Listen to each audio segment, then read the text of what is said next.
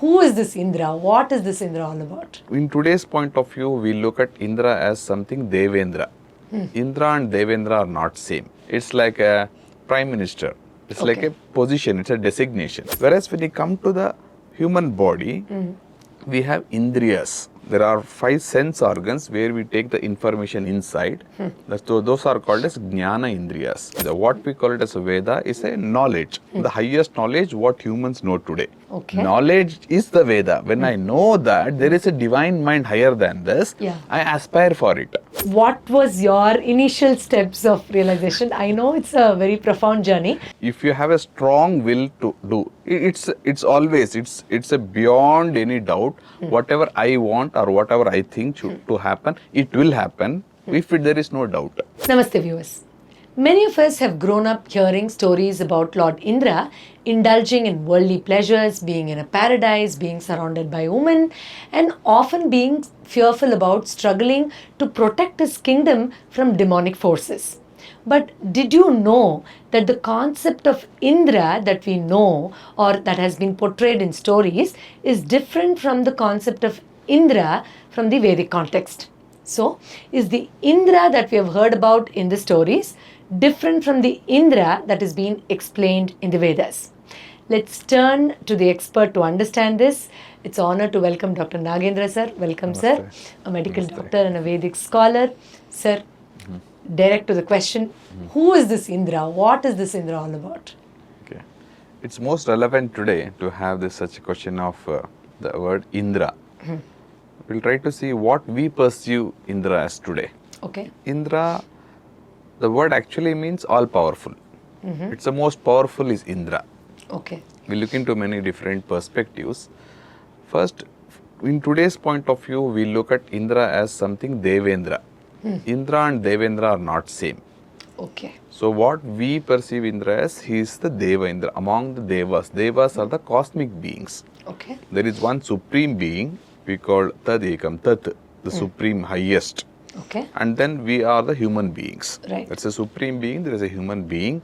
And then we have the deities, or the Deva, coming from the root Div, illumined, one with the knowledge. Right. So among these Devas, the one highest is Devendra. Okay. So that is whom we refer as Indra. But it's not the only Indra, and it is not like a person. It's like a prime minister. It's like a position, it's a designation. Right. It is not a person. So it changes with every kalpa, and then there are different among the Shastra. It's not the same Indra. Okay. At times the Indra changes with the Yuga Parivartana. That's how it happens. That's I'm a sure Shastra. most of us didn't know that Indra is a position and not the name of a character. This itself is very new. Beautiful, sir. Okay. Okay. Please continue. So from that point of view, the Indra, the word means all powerful. That we need to be very careful, clear with that. So the supreme being is also Indra. Okay. So from that point of view, we see the misunderstanding of now what we have is Indra, when somebody is all powerful, what do we perceive?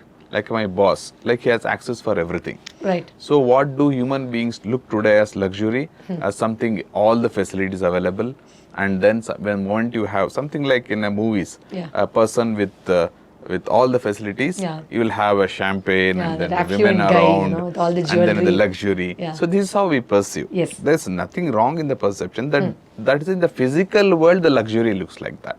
Okay. So the same thing during the Puranas, they portrayed like Indra, all the other deities, Agni, Vayu, or all the other deities are governed by this Indra. Yeah. So that means they each have got their own portfolio. At the same time, they are governed by Indra. Okay. So now he is shown as sitting in a higher place, and then he is always in the joy and happiness. Right. Why? Because the very word Indra comes from the root Idandra. Idandra means the one who has seen the beyond. Among the deities, he is the one who has seen the divine himself. Oh, wow. Okay. So that's where he is actually Idandra. In Veda, he is Idandra because all the deities are called as Paroksha Priya. It's like all our favorite people, we don't call them by full name. Okay. We have a pet name. Correct. So Indra is a pet name. The full name is Idandra. All right. Idam. Idam, he looked Idam exactly like this. The whole absolute he perceived as it is. So that's why he is Indra. Now we see that's a perception. Whereas when you come to the human body, we have Indriyas, Right. like a sense organs. Indriyas are, there are 5 sense organs where we take the information inside. So those are called as Jnana Indriyas. Right. Jnana Indriya means sense means inputs. Similarly, we have Karma Indriyas, action, what we use it for the action. True. So among these Indriyas, these are the organs for the purpose of knowledge. All the Jnana Indriya, like our eyes, ears, nose, taste and then touch, all these sensations to perceive the knowledge. Okay. Now the one who is governing this sense organs is Indra. So in our body it is our mind. Now when you look from the psychological point of view, the Vedic deities are one of the ways of interpretation. It's not the only way. One of the ways of interpretation from the psychological point of view is Indra means divine mind. There is a human mind through which I gain the knowledge, physical knowledge. Like I can see, I can hear, I can smell, I touch. Yeah. But it's interpreted through my mind. Correct. If I don't put, if I'm not mindful, all these sense organs are useless. Absolutely. I may be seeing, but I cannot perceive it, anything. I may be hearing, but I may not be interested. So that mind, but this mind is actually limited. We all know that it always works in a divided consciousness. True. There is a barrier between me and you and different things. What we call divine is something not selfish. Anybody is selfless, who gives everything, that person we call it as a divine. Oh, he is like a god. True. Why? Because he lives for others. True. Even in the physical world. So in this cosmic, what we call devas, then the person or the consciousness where the mind is not divided, that mind is higher than the actually in control of the sense organs. All our mind, we think, is in control of a sense organs. I cannot think independent of my sense organs. Whereas when we start getting into the higher level of the mind, that is designated as a divine mind.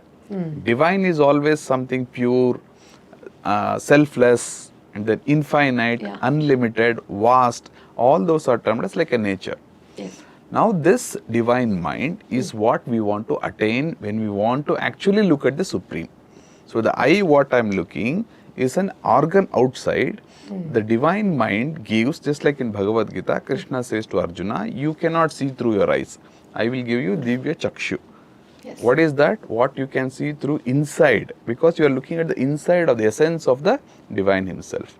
That is the Indra, as a psychologically we call it as a divine mind. Now you see how we are getting, there is nothing wrong in what we are seeing, but we should not confine that is all the meaning. Exactly. Once we do that, then it's a limited knowledge. So with this basic concept and understanding, would it be easier for us to start off with understanding Indra as a concept so that we can understand the other deities or other characters or concepts explained in Veda? Because as you said, mind is that foundation, is that base without which the other things become futile. So would this help us to understand the other things in the Vedic context? Definitely. This is called a symbolism. The symbolic language, what we call it as a Veda, is a knowledge. The highest knowledge what humans know today. Nothing to do with the religion or the faith. Knowledge is a knowledge. So from that point of view, they give the principles. Like we always offer, Vedic offering is through Agni. Agni as a symbol, as a fire, symbolically. Agni within me is the aspiration. True. Now all that I have to do is aspire for that highest. Even like professionally you want to become something, you aspire, the willpower, the very strong willpower. Yes. Whereas the human willpower is weak. Because we fear that I am not capable, the others may outdo my capacity. Yes, all those things. Now from my end, from the individual, the sadhaka, he makes an effort, aspiration to go attain for it. To certain extent it will take me up. But how do I go further beyond the mind? Because in the evolution, human is mind with an animal. In the evolution, that's how it is. There's a matter, there is a plant, there is an animal, and then human. This is evolution, consciousness evolution. Now, naturally, we are with the mind, but this mind is divided. Now, once I have the knowledge, that is the Veda. Knowledge is the Veda. When I know that there is a divine mind higher than this, I aspire for it. Yeah. But now today I cannot climb on my own. Then if I get surrendered to that, or if I make myself available, open for the channel, the divine mind will take me up. This is how we call it as the grace. Oh, wow. Similarly, there are many such deities like Mitra, Varuna, Ribhus. All these deities will help. These are the cosmic energies. When I want to grow further, then I need to be truthful, then I need to be affectionate. Affection is Mitra. Then I need to think broad. Then that broadness is Varuna. So then I need to get detached. That is the aspect of Varuna, to get detached. From this aspect of Indra as a divine mind, Agni as the willpower. Okay. Similarly, we can look at all those cosmic energies which will help me as an individual to grow towards that supreme knowledge. This is how the Veda looks at it. So now with this understanding, if I have to get deeper into understanding the divine mind with the concept of Indra that's been explained in the Vedas, how do we really start? I mean, do we have to chant those verses given in the Vedic context, or can we just try to understand his attributes so that it becomes one with my awareness? As you said, as you aspire for it, as you look into that whole branch of knowledge, it itself will come and help me. So will this suffice, or do we have to really do some specific sadhana to explore that energy of Indra, or is it already, as you said, it already exists? So would it also be possible for a layman who is not introduced to the Vedic concept to still access the understanding of Indra and become one with the other forces that you just explained? Yeah, all the possibilities are equally available. It's up to the individual. How do I want to do the sadhana, and what do I want to attain? Wow. Everybody need not attain the supreme knowledge immediately. Yeah. Like a mother. Yeah. Nobody trains a mother how to become a mother. Yeah. True. But automatically the motherness, the matrutva in her actually pours out. Yeah. Naturally. That naturally comes out. Similarly, when we aspire for the highest, then these are the aspect, and this is the principle. Right. How do we do that? Depend on the individual. Okay. Somebody may chant the mantra, Saswara Veda mantra. Somebody may read the mantra and get the meaning. Somebody may say, I'll do it my work. It's very sincerely. Yeah. Any professional, a housewife, anybody, do that, and then do with complete detachment and say that all these are for the divinity. With a total surrender. The moment you do that, there is no expectation from the other side. True. Then you don't blame others. Yeah. Then you don't feel bad. You Yes. don't get depressed. Expectation is not wrong, but the expectation that every time you should get what you want is limited. Yeah. Because that experience which is coming to you for the growth, you may be stopping that because of the limited mind or the Very knowledge, true. limited Yeah. knowledge. Yeah. Yeah. Now this again becomes a personalized aspect of sadhana. Is always personalized. Okay. It's not for the general. I say that you see a video and then you start chanting one mantra, you become. No. Not It depends necessary. on my individual and my guna, dosha. How is it? How do you want to perceive? That's how we look at it. The whole of the Bharata philosophy, the Sanatana Dharma, depends on an individual growing that. We don't have to the make freedom. Yes, we don't have to make a change in the society immediately. First, I attain to that level. Yeah. The moment the very presence of that person will have an impact on the society. So we have a classical example, Swami Vivekananda. All Very that he need to do is, he need to become perfect. The moment he starts speaking, people followed. Yeah. You don't have to make changes there. Yeah, But is that change permanent? No. No. He is one such person who got in there, like Sri Aurobindo. Yeah. He was in 40 years, he was in one single room, My God. doing all the sadhana, and all his experiences he put in paper, on paper, everything step by step, any sadhana. There is a record of yoga, and then if you see from outside his room, he is doing nothing. My From the God, conscious yes. level, whoever wants to, Yeah. you go and read, he Yeah. reveals everything. The same thing with the mantra. So these are the ways we can approach, and then as rightly said, it's an individual sadhana. We need to get in. First, we need to be clear. This most important aspect of this divine mind is clarity in thinking. The moment I get clarity, today Okay. I'm not clear. This is obscure. The thinking is not very clear. Right. There's a lot of confusion. We say confusion. I don't know what to do, what to take, what to eat, Yes. where to go. Yeah. This is I'm getting boredom. Yeah. All these are because of the haziness in the mind. Yeah. Once I know what to do, then this automatically, like a cloud getting away, and then you see the sunshine. This is the Indra we are talking about. Once we get that clarity in the mind, what the most important aspect of the mind, divine mind is, you get absolute clarity of what you need to do in your life. Then the purpose will be clear. So if we are clear with that, the path will also you'll find out. Oh, beautiful. This reminds me of something that I read about Bhagavan Ramana Maharshi a few years back, where one of the devotees asked, what is that best thing that I can do to the society? He says, first, understand who you are. Look at that divine self within yourself, and that is the biggest service you can do to the society. Talking about Swami Vivekananda, and that what you explained resonates so much with this concept. Doctor, I have a very unique question at this point. How did you start to perceive Indra when you started exploring that there are these beautiful divisions of the mind, and there is the divine mind, and Indra has such a beautiful essence from the Vedic context. So what was your initial steps of realization? I know it's a very profound journey, but still I think for a layman or for somebody who has just initiated this journey, understanding this will help them, because as you said, there's so much of mess up there in the brain that we don't know if we are doing the right thing. There is so much of fear and inhibition. So if somebody can express their initial experiences, that will give us a lot of confidence to dive in deeper. So how did you perceive it? How celebrative was it? If you can just give us some insights on that. I think that has come naturally, because in my name second half is Indra. Yes. So it is natural for yes, you. it is for me. It's natural to get into the Indra. Yes. Of course, start with the Agni. Okay. Is the aspiration. When you aspire for it, first is this aspiration, then it will take you to the right place. So then It will happen. It will. If you have a strong will to do, it's always it's a beyond any doubt. Whatever I want or whatever I think should to happen, it will happen. If there is no doubt. Sorry, I'll interrupt you. We can apply this to everything, in fact. Yes, 100%. And Anything. the skepticism of how will it, when will it, how is it for me, who is going to do it. So we just have to park it aside Yes. and become one with that divine will. Absolutely. See, when do you have doubt? When you don't have a confidence or you don't have a faith. Yeah.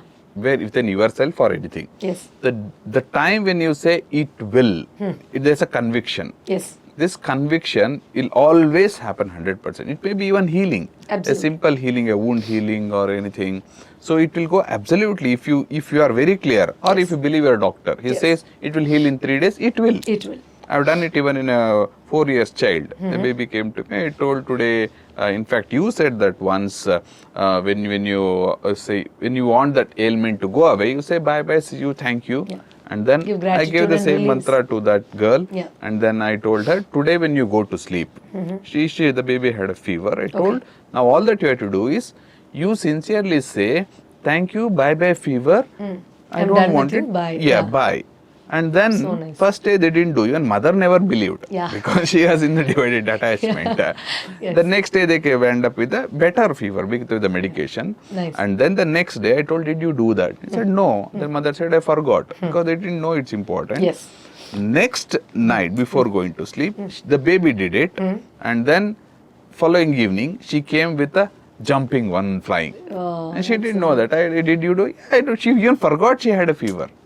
Beautiful. This is a conviction, Yes. because up to 2 years human mind is still not developed. Yeah. It is still in the very early stage, initial 4 years. Yes. But from outside we put all those doubts. Absolutely. And then saying that be careful, Yeah. it's a danger. All these are from the outside. These are acquired knowledge. True. Now if you do that, so coming to myself, Yeah. I always had that conviction that I should become a doctor. Okay. There is no single doctor in my family. I don't know how to do it. In fact, I didn't know what to do after 10th standard. Okay. Still, I always had that conviction Clarity. that I'll become doctor. How? Okay. Doing MBBS, you have to go through CET, entrance exam, no idea. Okay. But only thing is sincerely reading every day. Okay. Now, once you do that, an aspect of the mind is clear. Not that everything. Yeah. Yes. Still, I was a bit arrogant, and then I used to hurt others. My words were not very clear. All those were there. Yeah. But in the point of becoming a doctor, right, pursuing MBBS was very clear. So Okay. I know that everybody will have that clarity. Yes. Now, this when you say that when I can do here, why not spread the Apply spectrum? this everywhere. Apply Absolutely. it. So start doing that. So, but how do we do that? For me, it was by choice or by grace, I landed up in Sakshi. That's the Institute for the Vedic Culture. Studies, Sri Aurobindo Kapali Shastri Institute for Vedic Culture. And then Professor R.L. Kashyap, who himself had translated all the 4 Vedas. He had a lot of written books. He used to take classes. It's like I took my own time. Yeah. So he explained one by one each of them. He used to take Tuesday classes. He is also awarded by Padma Shri by the Government of India. Yes. So now this is one such path. Yes. Now then it's not only one Tuesday for 1 hour. Yeah. So every day, every moment you keep on working on it. Once you start continue doing that, you will start seeing that there are many small things in the black dots in the mental aspect of ourself. It will start getting clear. So that clarity, it's like washing a white cloth. Wow. You need to see where exactly it is and then keep on doing. There are most common methods, even I practice is every day morning get up early before sunrise, maybe 4:30, 5 o'clock, and then do your physical exercise, and then something with the yoga asana, and then the pranayama, controlling on the breath, some aspect of it, and then definitely dhyana. Meditation is the key. Meditation is not dhyana, dhyana. So with that knowledge, dhi shakti is, that's a buddhi, what we call, dhi is a discriminatory power, highest power, and then yana, my journey with that. Okay, and we have the, I think we can sometime we can have discussion on yajna. This dhyana is nothing but yajna. So when we talk about yajna, we can also look curious at to know about that. Okay, as well. Yes. so this dhyana, you keep on doing that, you will know that there are many revelations happening to you. Like you can see, revelation is, I am seeing outside. What I see outside with the eyes is seeing. What you see inside is revelation. Yeah. Now you can see that there are many things which is coming to you and making it more clear. It's naturally like flowing. It occurs naturally. Yes. Only things I need to be open for it and then learn from it and then practice continuously. Don't give a break. Implementation in all the work you do. You be with the patient or with the family or on the road. All the time. When you are riding, in the movie, wherever you are, have that clarity and you will feel that happiness inside. This is the easiest way. It comes very naturally. You should not force to do it. Okay. But if you are indisciplined and you are corrupt, then it becomes very difficult. You need to clean up all those basic things. Okay. Your integrity should be good, you should be sincere, you should be truthful, all those like a basic things. Yeah. You should first become a human. Fantastic. The basic ideas, kindness, all those things should be there. That's a base. Should say, no, in office I can be corrupt and then I come meditate and then I'll get Indra. Forget it, impossible. I think last time in one of the episodes we were talking about how we are not working towards being a human as in to adapt these qualities, but still we use certain terminologies and practices as a fancy thing that I am spiritual, but maybe not in real sense. We spoke about it in one of the previous episodes. Yes. So for you, the journey was understanding mind from the brain concept as a doctor to going beyond it, I think, which is so beautiful. And I often keep feeling that when such revelations happen through our dedication and conviction, it's not confined to giving that bliss and understanding just to us. As you said, whether we are willing or not, it just spread across all the boundaries, and there are so many people reaping benefits out of it, just like how our viewers are reaping benefits out of the videos that's coming from your wisdom. Fantastic, Doctor. I'm sure our viewers will be curious to know other concepts from the Vedic context. Viewers, kindly post your comments. The understanding of Indra definitely needs a lot more discussions and time. We will definitely try to explore that in the coming episodes. And yes, if you are curious about knowing any specific terminologies or experiences related to your spiritual insights or experiences, we are definitely open to address them as well. You can connect to us with the email ID that's been posted in the description, and also look into our website as a service talking about Sakshi Institute and Foundation that has been dedicated for understanding the Vedic essence for more than 2 decades now, if I'm not wrong. It's 26 years. Oh, great. So we have such great portals of information now, which probably was not available when we were younger. With all the hard work that's been done by beautiful souls like Dr. or Dr. Kashyap sir, we have all been privileged by such portals of information. You can always access that and know more if you're curious about it. We will see you all again in the next episode. Thank you so much, Doctor. Now, I think our viewers understand that whether it is understanding Indra from the context of those mythological stories or Indra in the Vedic context, what is important is to inculcate that with how do we live Veda through these concepts by understanding these characters than confining it to understanding, okay, this is what the term Indra means. I mean, that is a basic thing, but how do we put it in practice as you explained about your experience? I'm sure it's going to be very useful to our viewers. Thank you so much, Doctor. Namaste. Thank you, Thank viewers. you. I'll see you all in the other episode. Namaste.